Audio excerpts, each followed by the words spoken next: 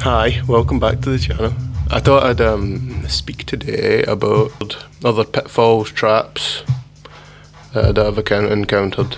But on a positive note, I'd like to start off on something really positive. And my boy finished his first Famous Five book yesterday. I went up this morning early to wake him up, really excited, because I thought we would be finishing it together.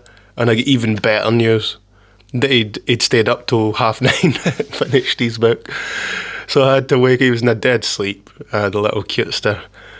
Yeah, I'm so proud of him, so pleased with him. I've just showered him with praise. By praising him, I've made things that establishes. By saying, you've done brilliant, this is amazing, this is better than other people, you're way ahead of your friends, keep going, then yeah, everything's terrible, nothing's terrible, but I'm establishing like a system of merit, a reward, an ethic, a work ethic. I'm rewarding a work ethic. So yes, yeah, there's a real positive. The wee man's finished his first Famous Five book, and then every day for the last week, I send him up, make a couple of times, get him to read a couple of pages. One of the times he comes down, he has to stand in front of me, with his chin up, and tell me what happened, like surmise it. And then the other time that I send him up, he has to come down and he has to write 2 sentences. Aye. And he's doing great. Yeah, I'm so proud of him. And I told him to tell his teacher. With confidence. To put his chin up, arrest the teacher's attention. Don't make a big scene, no. Don't say it in front for everybody else. It's just for you and the teacher. Yeah, to kind of nail it home that her attention is going to be skitting all over the class. It's either general or it's constantly moving. So he needs to arrest the attention quietly and confidently. So there he is. Yes, just turning everything into learning skills. So, right, off we go.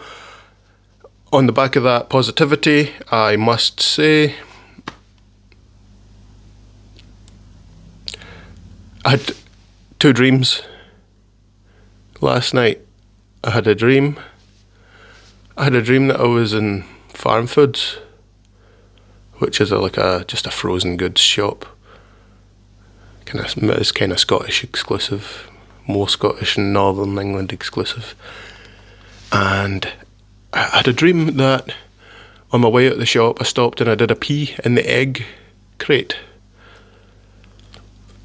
And then the till attendant had to shout at me, to which, and my response was I snapped out of it. I stopped peeing.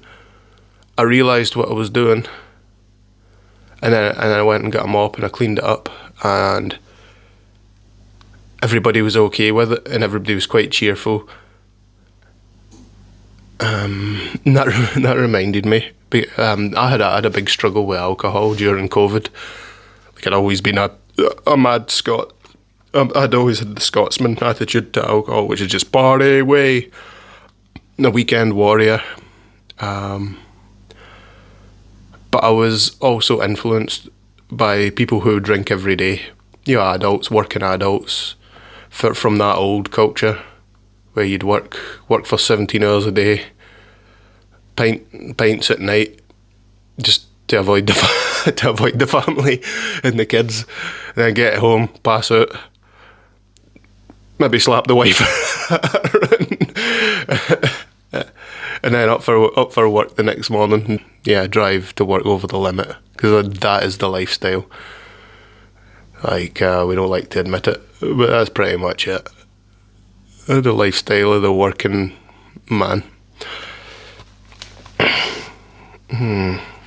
So I was influenced by those couple of factors: the weekend warrior and the working man. So during COVID, I was drinking as poor, with a 1-year-old in the house. So I then spent £100 on brewing equipment, and then started brewing infinite, virtually free amounts of alcohol. And we weren't poor anymore. But I must admit, my health did suffer. Mental health, physical health, and it was really hard to quit alcohol.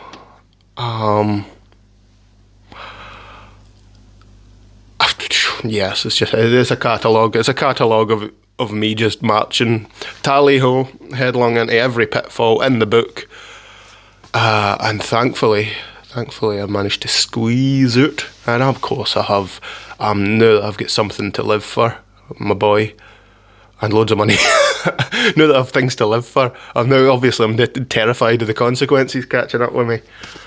And that really came out when I changed my antidepressant. I was getting waves of health paranoia. I was sure I was dying, like I'd got a twang in my back, and then it was cancer, and I just spiral and terrified. And yeah, that was linked to me continuing smoking a bit of dope, a bit of cannabis, and then the spike in the crash off the cannabis and the Prozac. It was I don't know, it just felt like serotonosis. Yeah, just like an overload of, it's too much. So I'm off the dope. Coming back to the dream, I'm gonna shame myself, because shaming myself was a way of being resolute, and I was a peeing everywhere kind of drunk. Like every 2 nights it would be squish the mattress, clean the mattress, air the mattress, and that's if I got it in the mattress. Like sometimes it would be in drawers, down I've stood at the top of the stairs in my house and peed down the stairs at the toilet, which is at the bottom of the stairs. Like, I can laugh, but Jesus Christ, man, if I had a dog that did that, me and the dog wouldn't have much of a future. Now, why wouldn't he take that off an animal? But us humans are capable in saying bias, hypocrisy, double standards, yeah. So, yes, I'm going to shame myself and say I pee freely. And there was always mental acrobatics, because sometimes I would do it at people's houses. Sometimes, if you're at a party, you're like, yes, yeah. Anyway, and there was, everybody would be kind of cool. Like everybody just kind of is like, yeah, nothing really happened. Or you get one smart passive comment, and then you'd be like, oh, I'm so sorry, mate, and then everybody would just get on with it. Yeah, and then I think the dream, like trigger, the dream, when I woke up, it made me think of I behaved in the dream like the passive, just clean up the mess, ready to do it again type thing that I used to do as I urinated all over my house. So there you go. And then I had another dream. A dream that had a pet monkey. And I loved my pet monkey, but I didn't choose the pet monkey. The pet monkey kind of chose me, like it hatched for an egg or something, and it adopted me. And and I was showing off my pet monkey to everybody, and everybody loved it. But the pet monkey did a big pee, in my brother's house.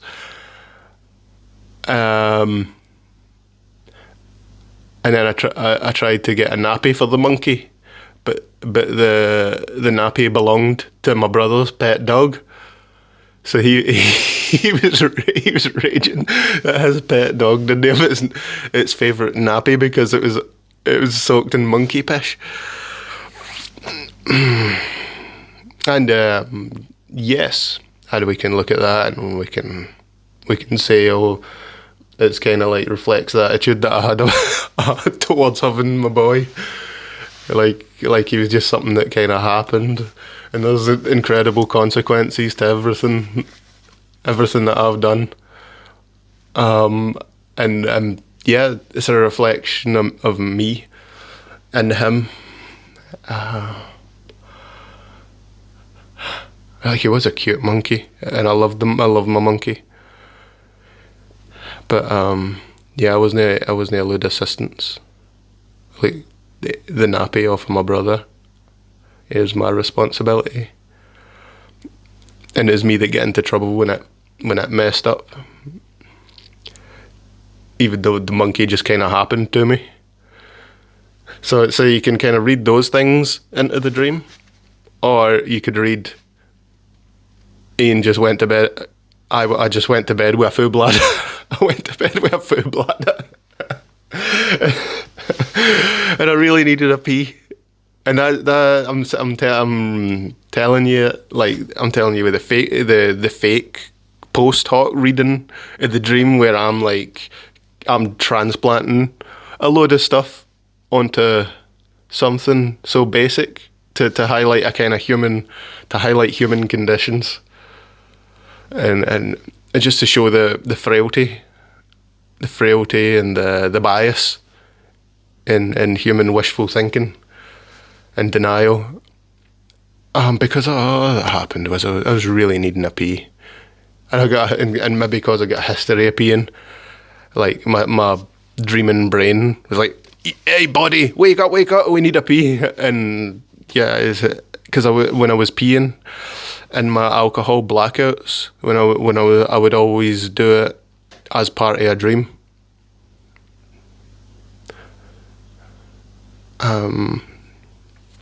Yeah, I would never just wake up and be like, ugh. Like, sometimes I couldn't remember the dream, but it was like a form of sleepwalking. Yeah, so I thought I'd just share that and say alcohol was a really tough one to beat, because it's in our culture. It's demonstrated everywhere. The general trend of young people away from alcohol is just brilliant, I think. It means, like, it indicates like a change, but a change. There's less and less of traditional working men who live the lifestyle of work for 17 hours a day, drink for 3 hours a day, pass out for 4, and then drive to work the next day. Yeah, there's less of that. But still plenty of weekend warrior going on, and of course it's a natural accompaniment. Cocaine and alcohol are conflated in a lot of young men's minds who have fallen into the cocaine trap. They have one snifter of alcohol, and then next thing the phone comes out and they're in touch with the guy.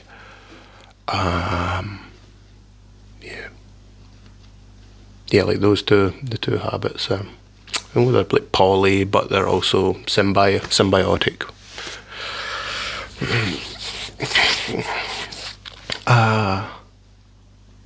I never had that link. I wouldn't drink the alcohol and then phone the guy. I would have the alcohol ready and the cocaine ready.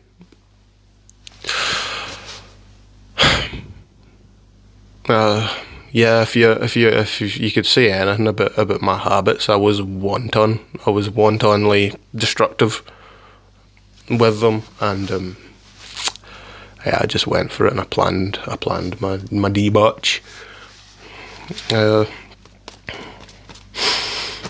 Yeah, so some people, they'll not be able to give up one without the other.